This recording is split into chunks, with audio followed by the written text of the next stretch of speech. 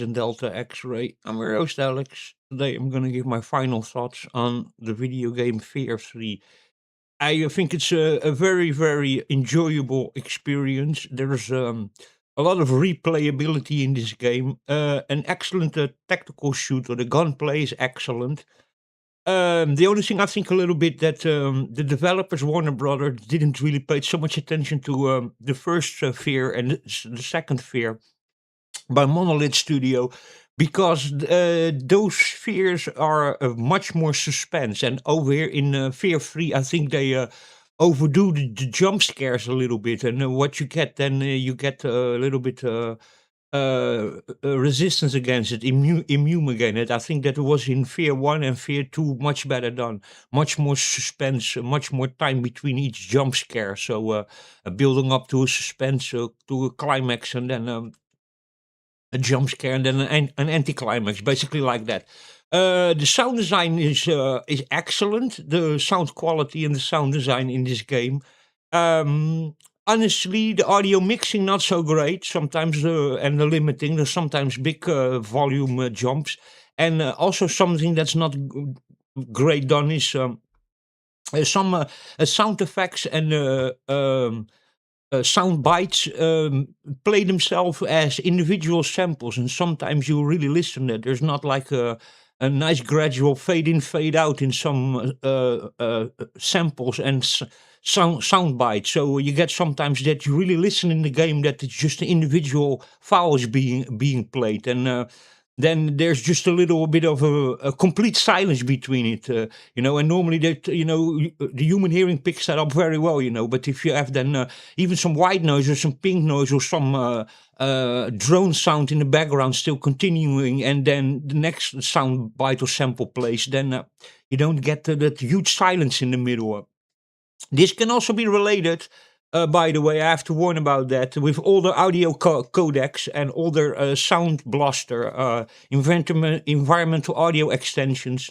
They sometimes decoding to a modern Realtek sound cards sometimes doesn't really translate very well. So this can also be totally related to that. It can be if you play it on a period correct Windows 7 PC or something, a Windows Vista PC. And then also with the right hardware from that time, probably Sound Blaster or something with EAX, that you then all of a sudden get the right sound bites and samples. So they can be related to that. Yeah, other than that, I've experienced 2 or 3 little bugs. For the rest, the game really runs really well. In ultra settings, it starts being a little bit sluggish. Incredible the way they've done in 4 gigabytes of memory. Really incredible. Just to read here a little bit what Fear 3 is about, and you see a little bit also that was made by another studio where they're here already a little bit changing the story. But in Fear 3, Alma is in labor with a child conceived with Michael Beckett.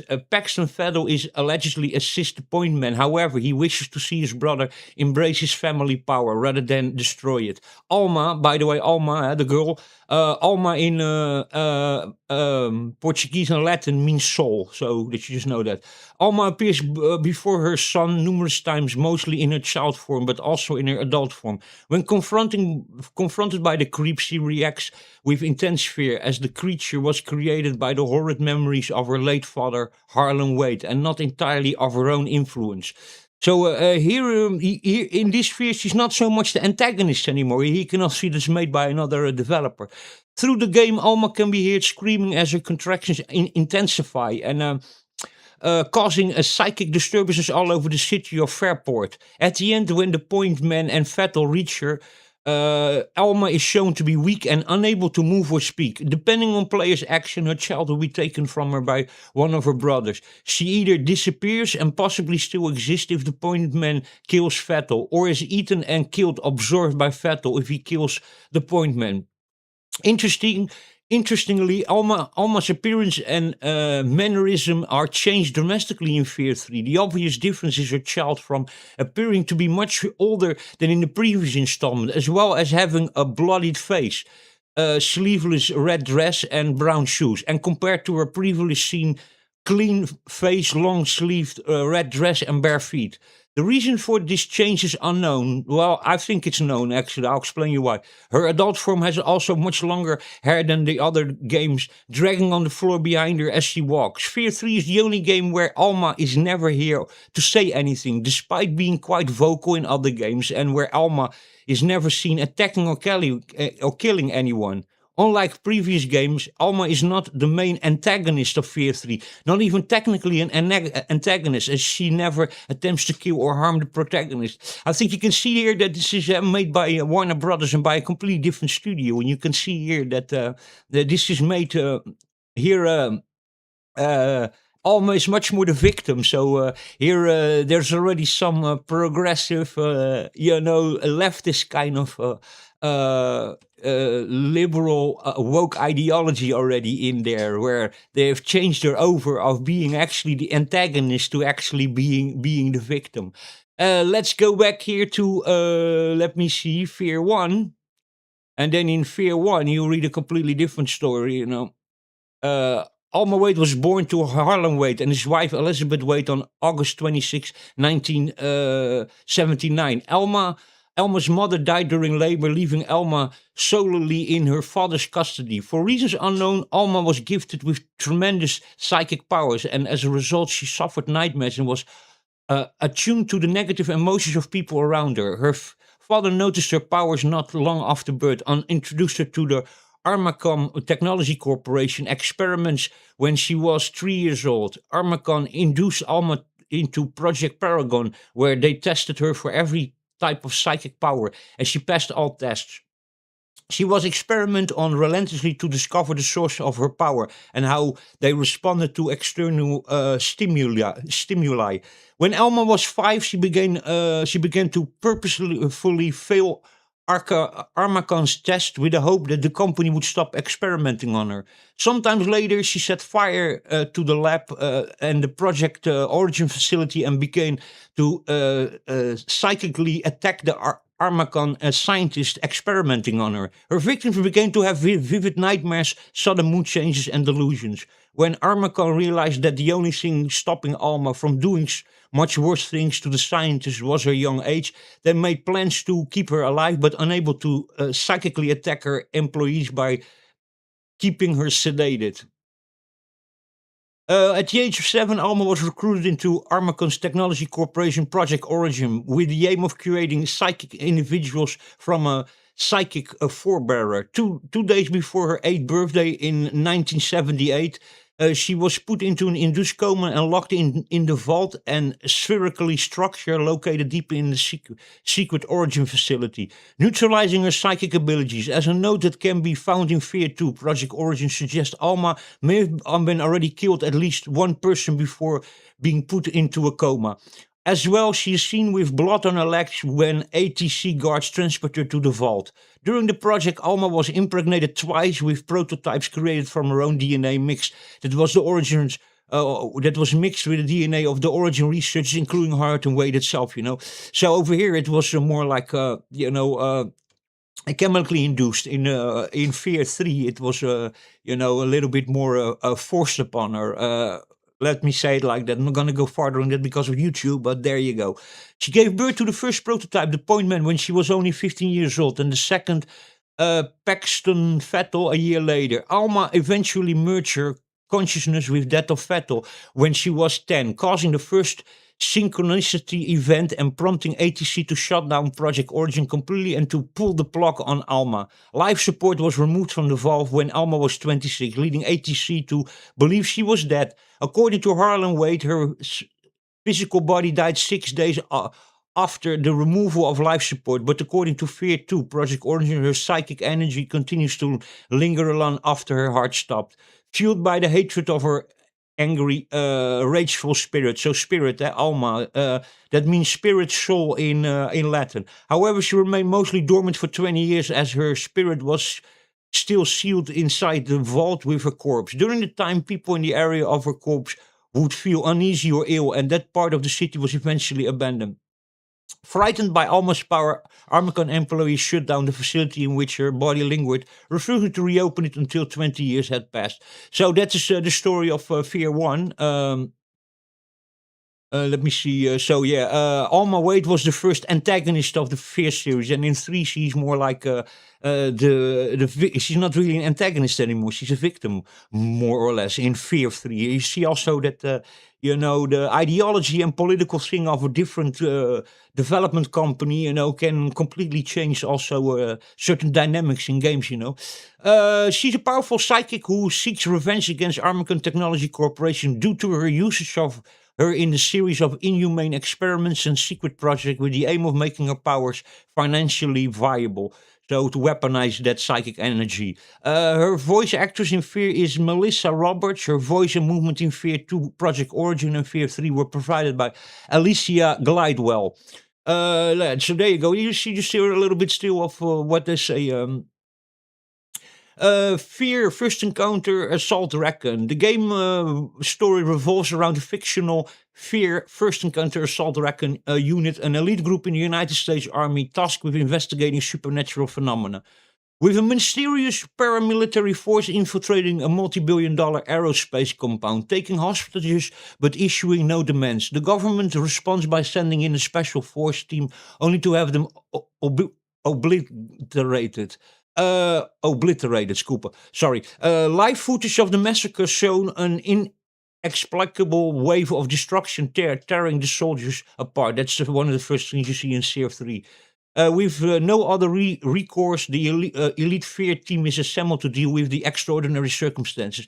They are given one simple mission: evaluate the threat and eliminate the intruders at any cost. The player takes on the role of the unit's newest recruit, Point Man, a man with a dark past and extremely short reaction time. Response time, so he's very a little bit like a Jedi, leading the characters through countless firefights and witnessing paranormal manifestations conjuring up by a mysterious little girl in a red dress.